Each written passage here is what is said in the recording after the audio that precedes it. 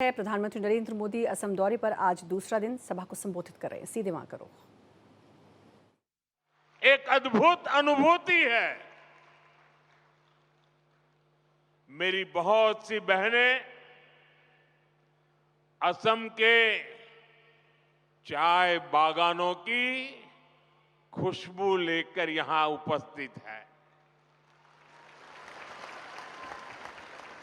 चाय की ये खुशबू मेरे और असम के रिश्तों में एक अलग ही एहसास पैदा करती है। मैं आप सभी को प्रणाम करता हूं।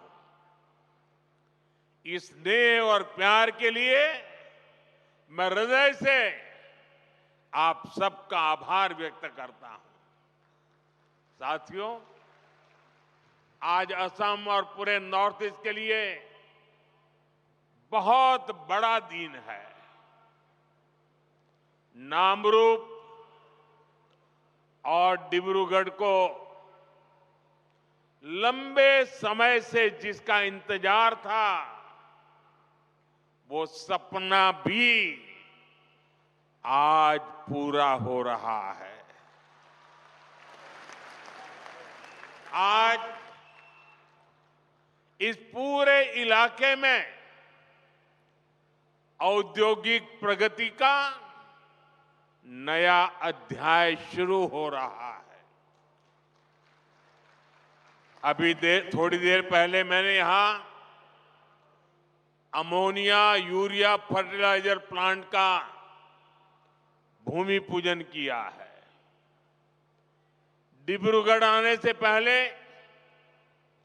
गुवाहाटी में एयरपोर्ट के एक टर्मिनल का उद्घाटन भी हुआ है। आज हर कोई कह रहा है, असम विकास की एक नई रफ्तार पकड़ चुका है। मैं आपको बताना चाहता हूं, अभी आप जो देख रहे हैं, जो अनुभव कर रहे हैं, ये तो एक शुरुआत है।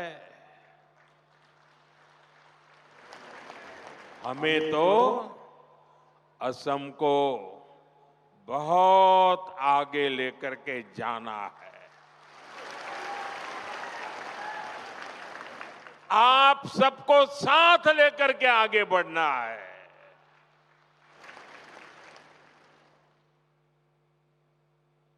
असम की जो ताकत और असम की भूमिका अहोम साम्राज्य के दौर में थी,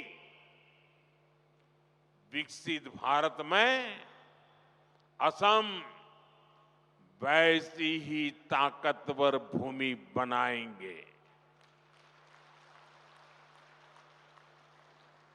नए उद्योगों की शुरुआत,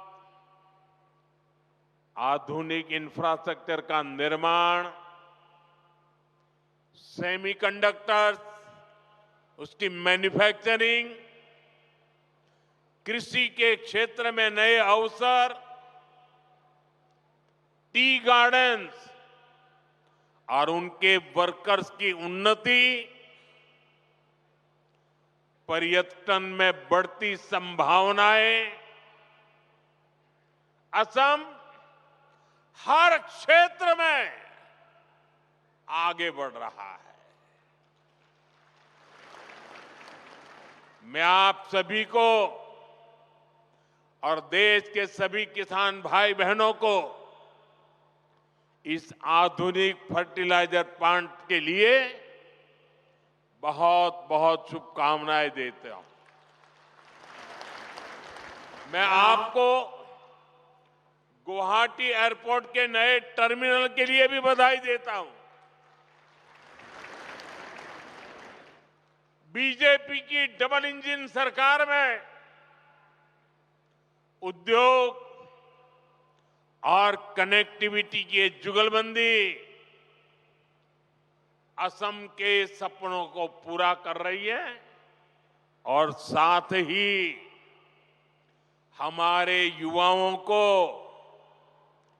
नए सपने देखने का हौसला भी दे रही है। साथियों, विकसित भारत के निर्माण में देश के किसानों की, यहां के अन्नदाताओं की बहुत बड़ी भूमिका है। इसलिए हमारी सरकार किसानों के हितों को सर्वोपरि रखते हुए दिन रात काम कर रही है। यहां आप सभी को किसान हितैषी योजनाओं का लाभ दिया जा रहा है। कृषि कल्याण की योजनाओं के बीच ये भी जरूरी है कि हमारे किसानों को खाद की निरंतर सप्लाई मिलती रहे। आने वाले समय में ये यूरिया कारखाना ये सुनिश्चित करेगा। इस फर्टिलाइजर प्रोजेक्ट पर करीब 11,000 करोड़ रुपए खर्च किए जाएंगे। यहां हर साल 12 लाख मैट्रिक टन से ज्यादा खाद बनेगी। जब उत्पादन यही होगा तो सप्लाई तेज होगी, लॉजिस्टिक का खर्चा घटेगा। साथियों, नाम रूप की ये यूनिट रोजगार, स्वरोजगार के हजारों नए अवसर भी बनाएगी। प्लांट के शुरू होते ही अनेकों लोगों को यहीं पर स्थायी नौकरी भी मिलेगी।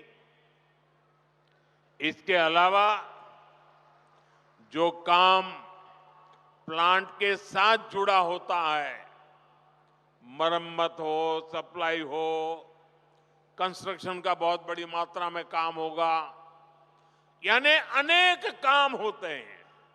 इन सब में भी यहां के स्थानीय लोगों को और खास करके मेरे नौजवानों को रोजगार मिलेगा।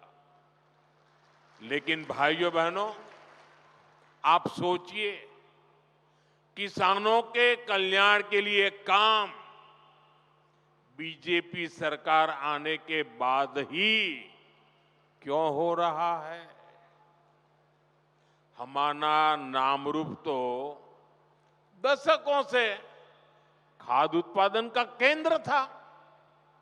एक समय था जब यहां बनी खाद से नॉर्थ ईस्ट के खेतों को ताकत मिलती थी, किसानों की फसलों को सहारा मिलता था। जब देश के कई हिस्सों में खाद की आपूर्ति चुनौती बनी, तब भी नामरूप किसानों के लिए उम्मीद बना रहा। लेकिन पुराने कारखानों की टेक्नोलॉजी के समय के साथ पुरानी होती गई और कांग्रेस की सरकारों ने कोई ध्यान नहीं दिया। नतीजा ये हुआ कि नामरूप प्लांट की कई यूनिट्स इसी वजह से बंद होती गई। पूरे नॉर्थ ईस्ट के किसान परेशान होते रहे, देश के किसानों को भी तकलीफ हुई, उनकी आमदनी पर चोट पड़ती रही, खेती में तकलीफें बढ़ती गई।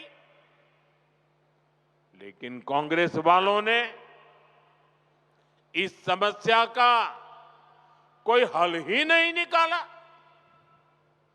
वो अपनी मस्ती में ही रहे। आज हमारी डबल इंजन सरकार कांग्रेस द्वारा पैदा की गई उन समस्याओं का समाधान भी कर रही है।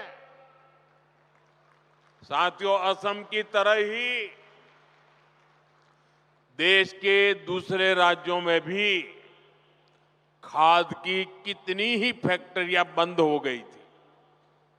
आप याद करिए, तब किसानों के क्या हालत थे। यूरिया के लिए किसानों को लाइनों में लगना पड़ता था। यूरिया की दुकानों पर पुलिस लगानी पड़ती थी। पुलिस किसानों पर लाठी बरसाती थी। भाइयों बहनों, कांग्रेस ने जिन हालातों को बिगाड़ा था, हमारी सरकार उन्हें सुधारने के लिए एड़ी चोटी की ताकत लगा रही है। और इन्होंने इतना बुरा किया कि 11 साल से मेहनत करने के बाद भी अभी मुझे और बहुत कुछ करना बाकी है। कांग्रेस के दौर में फर्टिलाइजर फैक्ट्रियां बंद होती थी, जबकि हमारी सरकार ने गोरखपुर, सिंदरी, बरौनी, रामागुंडम जैसे अनेक प्लांट शुरू किए हैं। इस क्षेत्र में प्राइवेट सेक्टर को भी बढ़ावा दिया जा रहा है। आज इसी का नतीजा है, हम यूरिया के क्षेत्र में आने वाले कुछ समय में आत्मनिर्भर हो सके, उस दिशा में मजबूती से कदम रख रहे हैं। साथियों, 2014 में देश में सिर्फ 225 लाख मैट्रिक टन यूरिया का ही उत्पादन होता था। आपको आंकड़ा याद रहेगा? आंकड़ा याद रहेगा? आपने मुझे काम दिया 10-11 साल पहले, तब उत्पादन होता था 225 लाख मैट्रिक टन। ये आंकड़ा याद रखिए। पिछले 10-11 साल की मेहनत में हमने उत्पादन बढ़ा करके करीब 306 लाख मैट्रिक टन तक पहुंच चुका है। लेकिन हमें यहां रुकना नहीं है, क्योंकि अभी भी बहुत करने की जरूरत है। जो काम उनको उस समय करना था, नहीं किया, और इसलिए मुझे थोड़ा एक्स्ट्रा मेहनत करनी पड़ रही है। और अभी हमें हर साल करीब 380 लाख मैट्रिक टन यूरिया की जरूरत पड़ती है। हम 306 पर पहुंचे हैं, 70-80 और करना है। लेकिन मैं देशवासियों को विश्वास दिलाता हूं, हम जिस प्रकार से मेहनत कर रहे हैं, जिस प्रकार से योजना बना रहे हैं, और जिस प्रकार से मेरे किसान भाई बहन हमें आशीर्वाद दे रहे हैं, हम हो सके उतना जल्दी इस गैप को भरने में कोई कमी नहीं रखेंगे। और भाइयों बहनों, मैं आपको एक और बात बताना चाहता हूं। आपके हितों को लेकर हमारी सरकार बहुत ज्यादा संवेदनशील है। जो यूरिया हमें महंगे दामों पर विदेशों से मंगाना पड़ता है, हम उसकी भी चोट अपने किसानों पर नहीं पड़ने देते। बीजेपी सरकार सब्सिडी देकर वो भार सरकार खुद उठाती है। भारत के किसानों को सिर्फ 300 रुपए में यूरिया की बोरी मिलती है। उस एक बोरी के बदले भारत सरकार को दूसरे देशों को, जहां से हम बोरी लाते हैं, करीब करीब 3,000 रुपया देना पड़ता है। अब आप सोचिए, हम लाते हैं 3,000 में और देते हैं 300 में। ये सारा बोझ देश के किसानों पर हम नहीं पड़ने देते। ये सारा बोझ सरकार खुद भरती है, ताकि मेरे देश के किसान भाई बहनों पर बोझ न आए। लेकिन मैं किसान भाई बहनों को भी कहूंगा कि आपको भी मेरी मदद करनी होगी। और वो मेरी मदद है इतना ही नहीं, मेरे किसान भाई बहन आपकी भी मदद है, और वो है ये धरती माता को बचाना। हम धरती माता को अगर नहीं बचाएंगे तो यूरिया की कितने ही थैले डाल दे, ये धरती मां हमें कुछ नहीं देगी। और इसलिए जैसे शरीर में बीमारी हो जाए तो दवाई भी हिसाब से लेनी पड़ती है। 2 गोली की जरूरत है, 4 गोली खा लें तो शरीर को फायदा नहीं, नुकसान हो जाता है। वैसा ही ये धरती मां को भी अगर हम जरूरत से ज्यादा, पड़ोस वाला ज्यादा बोरी डालता है इसलिए मैं भी बोरी डाल दूं, इस प्रकार से अगर करते रहेंगे तो ये धरती मां हमसे रूठ जाएगी। यूरिया खिला खिला करके हमें धरती माता को मारने का कोई हक नहीं है। ये हमारी मां है, हमें उस मां को भी बचाना है। साथियों, आज बीज से बाजार तक भाजपा सरकार किसानों के साथ खड़ी है। खेत के काम के लिए सीधे खाते में पैसे पहुंचाए जा रहे हैं, ताकि किसान को उधार के लिए भटकना न पड़े। अब तक पीएम किसान सम्मान निधि के लगभग 4 लाख करोड़ रुपए किसानों के खाते में भेजे गए हैं। आंकड़ा याद रहेगा? भूल जाएंगे? 4 लाख करोड़ रुपया मेरे देश के किसानों के खाते में सीधे जमा किए हैं। इसी साल किसानों की मदद के लिए 35,000 करोड़ रुपए की 2 योजनाएं, नई योजनाएं शुरू की है। 35,000 करोड़। पीएम धन धान्य कृषि योजना और दलहन आत्मनिर्भरता मिशन, इससे खेती को बढ़ावा मिलेगा। साथियों, हम किसानों की हर जरूरत को ध्यान रखते हुए काम कर रहे हैं। खराब मौसम की वजह से फसल नुकसान होने पर किसान को फसल बीमा योजना का सहारा मिल रहा है।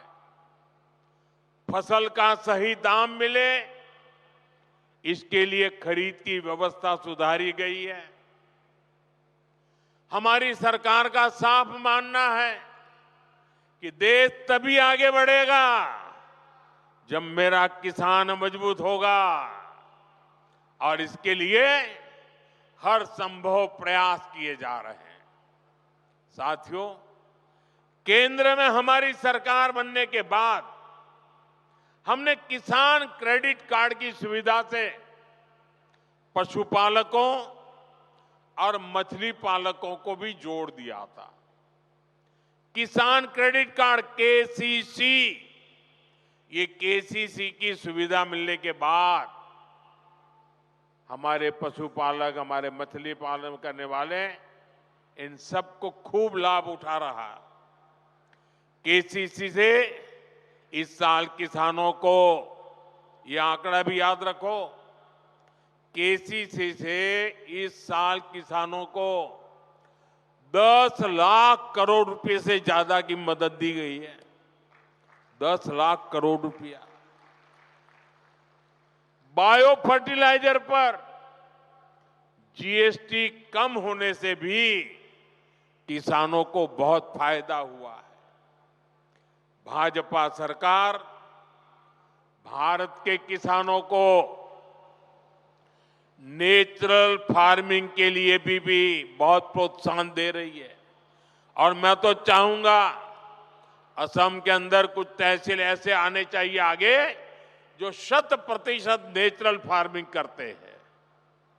आप देखिए, हिंदुस्तान को आसाम दिशा दिखा सकता है। आसाम का किसान देश को दिशा दिखा सकता है। हमने नेशनल मिशन और नेचुरल फार्मिंग शुरू की। आज लाखों किसान इससे जुड़ चुके हैं। बीते कुछ सालों में देश में 10,000 किसान उत्पाद संघ एफपीओज बने हैं। नॉर्थ ईस्ट को विशेष ध्यान में रखते हुए हमारी सरकार ने खाद्य तेलों, पाम ऑयल से जुड़ा मिशन भी शुरू किया है। ये मिशन भारत को खाद्य तेल के मामले में आत्मनिर्भर तो बनाएगा ही, यहां के किसानों की आय भी बढ़ाएगा।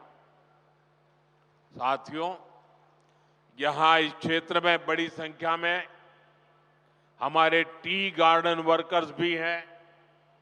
ये भाजपा की ही सरकार है जिसने असम के 7.5 लाख टी गार्डन वर्कर्स के जनधन बैंक खाते खुलवाए। अब बैंकिंग व्यवस्था जुड़ने की वजह से इन वर्कर्स के बैंक खातों में सीधे पैसे भेजे जाने की सुविधा मिली है। हमारी सरकार टी गार्डन वाले क्षेत्रों में स्कूल, रोड, बिजली, पानी, अस्पताल की सुविधाएं बढ़ा रही है। साथियों, हमारी सरकार सबका साथ, सबका विकास के मंत्र के साथ आगे बढ़ रही है। हमारा ये विजन देश के गरीब वर्ग के जीवन में बहुत बड़ा बदलाव लेकर आया है। पिछले 11 वर्षों में हमारे प्रयासों से, योजनाओं को धरती पर उतारने के कारण 25 करोड़ लोग, ये आंकड़ा भी याद रखना, 25 करोड़ लोग गरीबी से बाहर निकले हैं। देश में एक नियो मिडिल क्लास तैयार हुआ है। ये इसलिए हुआ है क्योंकि बीते वर्षों में भारत के गरीब परिवारों के जीवन स्तर में निरंतर सुधार हुआ है। कुछ ताजे आंकड़े आए हैं जो भारत में हो रहे बदलाव के प्रतीक हैं। साथियों, और मीडिया में ये सारी चीजें बहुत कम आती है और इसलिए मैं आपसे आग्रह करता हूं, मैं जो बातें बताता हूं जरा याद रख करके औरों को बताना। साथियों, पहले गांवों के सबसे गरीब परिवारों में 10 परिवार में से एक के पास 22 बाइक तक होती नहीं थी। 10 में से एक के पास भी नहीं होती। अभी जो सर्वे आए हैं, अब गांव में रहने वाले करीब करीब आधे परिवारों के पास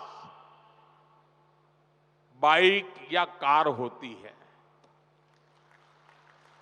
इतना ही नहीं, मोबाइल फोन तो लगभग हर घर में पहुंच चुके हैं। फ्रिज जैसी चीजें जो पहले लग्जरी मानी जाती थी, अब ये हमारे नियो मिडिल क्लास के घरों में भी नजर आने लगी है। आज गांवों की रसोई में भी वो जगह बना चुका है। नए आंकड़े बता रहे हैं कि स्मार्टफोन के बावजूद गांव में टीवी रखने का चलन भी बढ़ रहा है। ये बदलाव अपने आप में नहीं हुआ। ये बदलाव इसलिए हुआ है क्योंकि आज देश का गरीब सशक्त हो रहा है।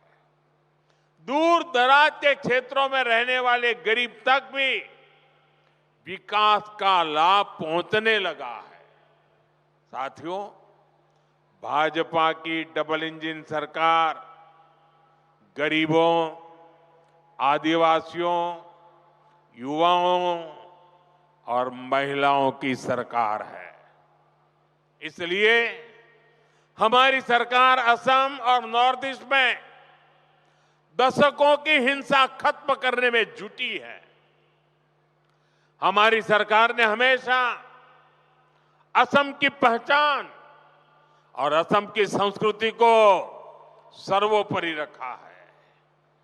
भाजपा सरकार असमिया गौरव के प्रतीकों को हर मंच पर हाईलाइट करती है। इसलिए हम गर्व से महावीर लसित बोरफुकन की 125 फीट की प्रतिमा बनाते हैं। हम असम के गौरव भूपेन हजारिका की जन्म शताब्दी का वर्ष मनाते हैं। हम असम की कला और शिल्प को, असम के गोमोशा को दुनिया में पहचान दिलाते हैं। अभी कुछ दिन पहले ही रशिया के राष्ट्रपति श्रीमान पुतिन यहां आए थे। जब दिल्ली में आए तो मैंने बड़े गर्व के साथ उनको असम की ब्लैक टी गिफ्ट किया था।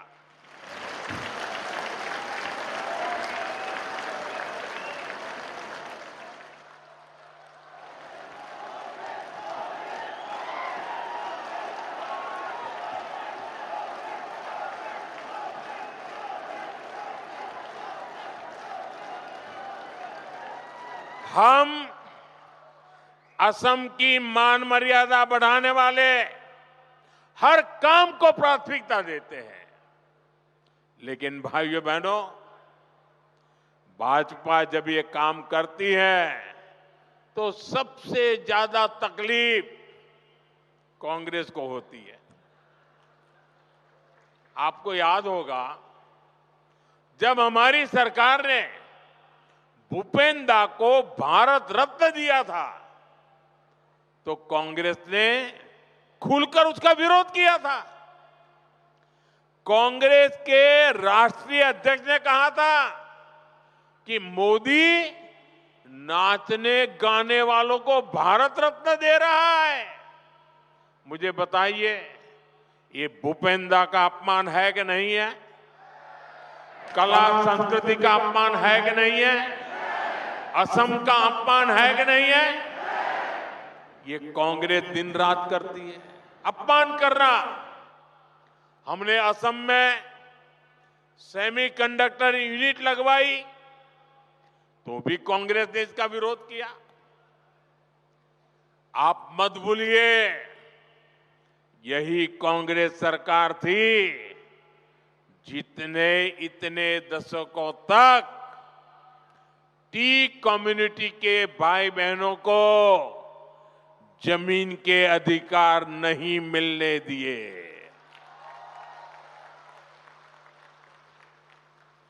बीजेपी की सरकार ने उन्हें जमीन के अधिकार भी दिए और गरिमापूर्ण जीवन भी दिया।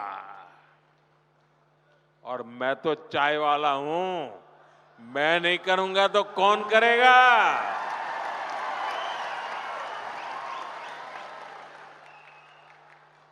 ये कांग्रेस अब भी देश विरोधी सोच को आगे बढ़ा रही है।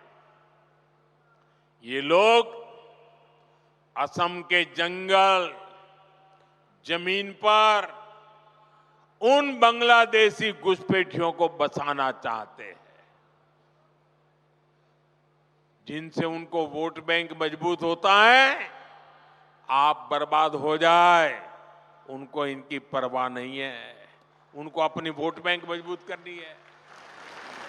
भाइयों बहनों, कांग्रेस को असम और असम के लोगों से, आप लोगों की पहचान से कोई लेना देना नहीं है। इनको केवल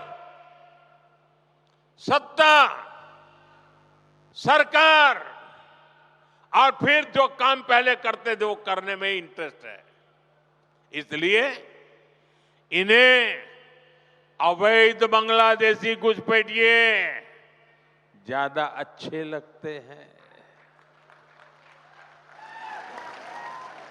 अवैध घुसपैठियों को कांग्रेस ने ही बचाया और कांग्रेस ही उन्हें बचा रही है। इसलिए कांग्रेस पार्टी वोटर लिस्ट के शुद्धिकरण का विरोध कर रही है। तुष्टीकरण और वोट बैंक के इस कांग्रेसी जहर से हमें असम को बचाकर रखना है। मैं आज आपको एक गारंटी देता हूं, असम की पहचान और असम के सम्मान की रक्षा के लिए भाजपा, बीजेपी फौलाद बनकर आपके साथ खड़ी है। साथियों, विकसित भारत के निर्माण में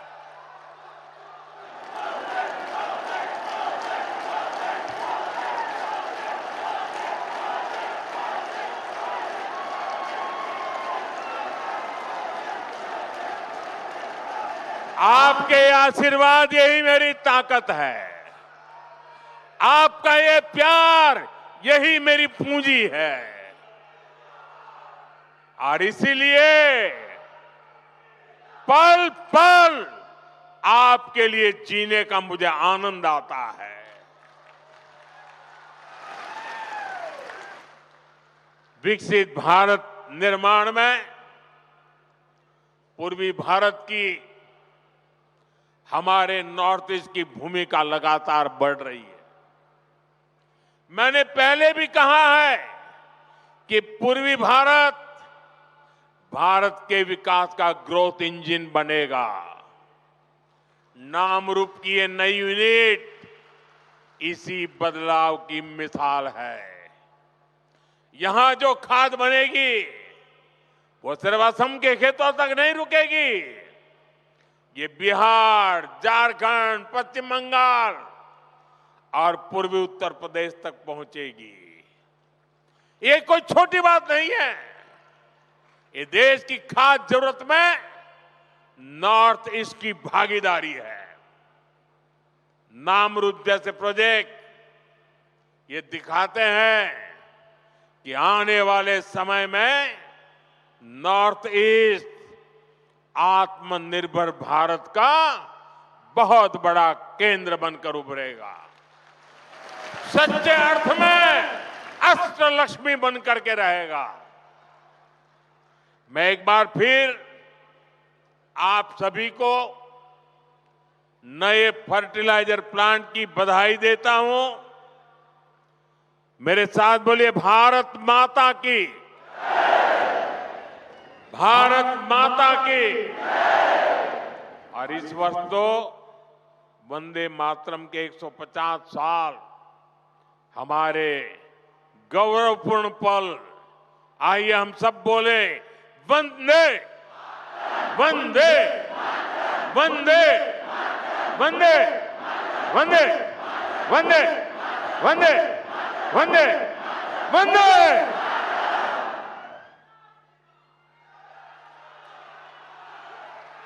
आपका तेजस्वी